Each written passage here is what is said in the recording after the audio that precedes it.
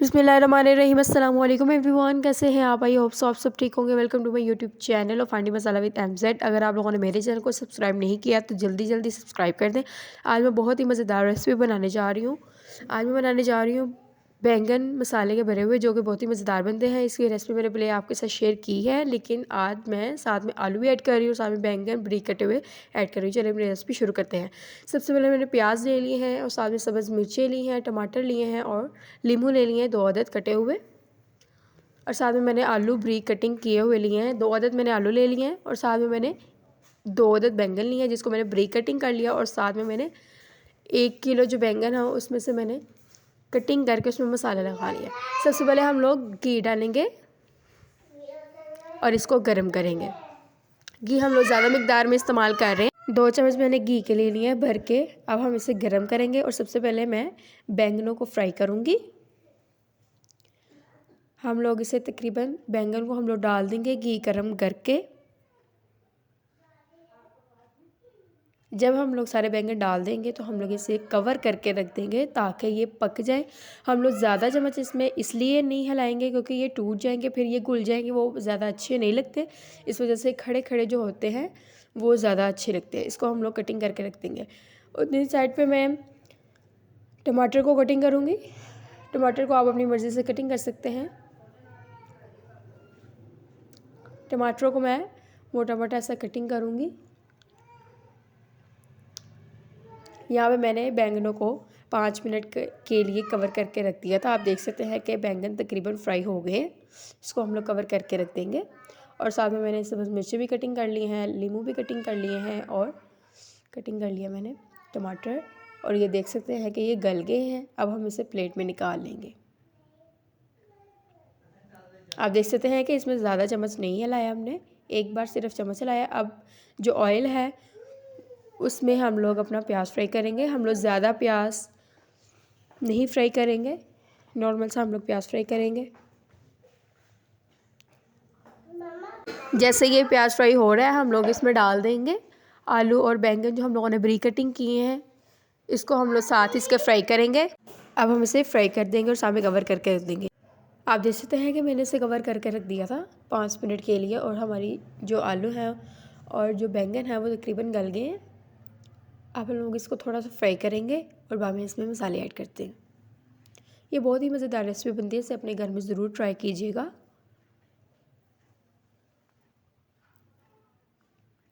सबसे पहले मैं हाफ़ चम्मच इसमें सूखा धनिया डालूँगी, हाफ़ चम्मच इसमें हल्दी का डालेंगे और इसमें 2 चम्मच मैं नमक के ऐड कर दूँगी।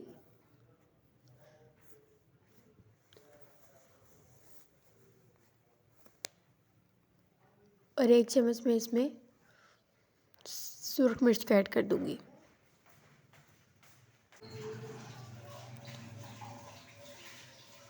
और साथ में जो मसाला बचा था वो हम लोगों ने इसमें डाल दिया। अब हम लोग इसको अच्छे से मिक्स करेंगे और जो मसाले डाले हैं वो पक जाए अच्छे से। फिर हम लोग इसमें डालते हैं बैंगन जो हम लोगों ने फ्राई किए हैं। हमारी तकरीबन रेसिपी रेडी हो गई है। ये जो टमाटर मैंने कटिंग किए हैं और साथ में मैंने सब्ज़ मिर्ची कटिंग की है, इसको हम लोग डालेंगे पहले। इसको हम लोगों ने ज़्यादा नहीं गलाना, हम लोगों ने इसे खड़ा खड़ा रखना है, जो कि बहुत ही मज़ेदार लगता है। तो हम लोग इसे इसमें बैंगन डाल देंगे और इसे 10 मिनट के लिए कवर करके रख देंगे।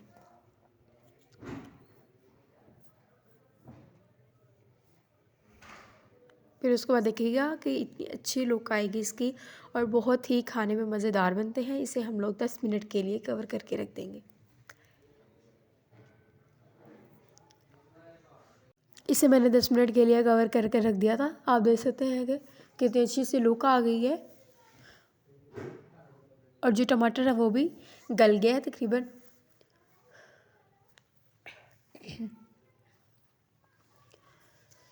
उससे पहले अगर आप मेरे चैनल पर न्यू है तो मेरे चैनल को सब्सक्राइब कर लें और अगर आपको रेसिपी पसंद है तो इसे लाइक भी किया करें और साथ में कमेंट भी किया करें कि अगली रेसिपी किस चीज़ पर बनाई जाए। आप देख सकते हैं कि कितनी अच्छे से गल गई हैं और कितनी अच्छी सी लुक आ गई है, आप देख सकते हैं।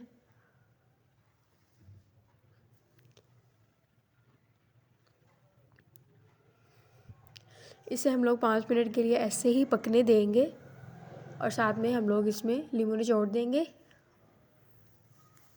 नींबू का जो रस है वो इसमें बहुत ही मज़ेदार लगता है और जूसी सा जायका आता है इसका, जो कि बहुत मज़ेदार लगता है।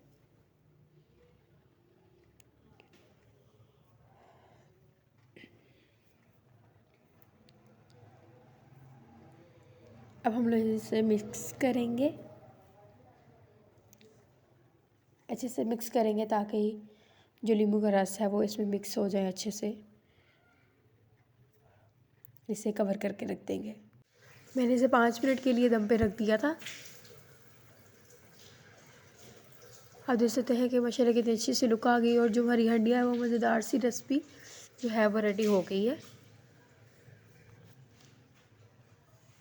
अब हम इसे प्लेट में निकाल लेते हैं।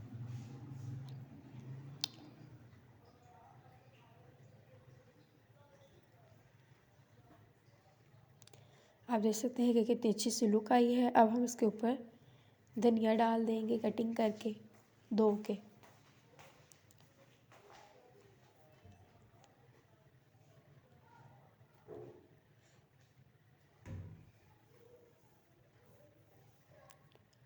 माशाल्लाह आप देख सकते हैं कि कितनी अच्छी सी लुक आई है।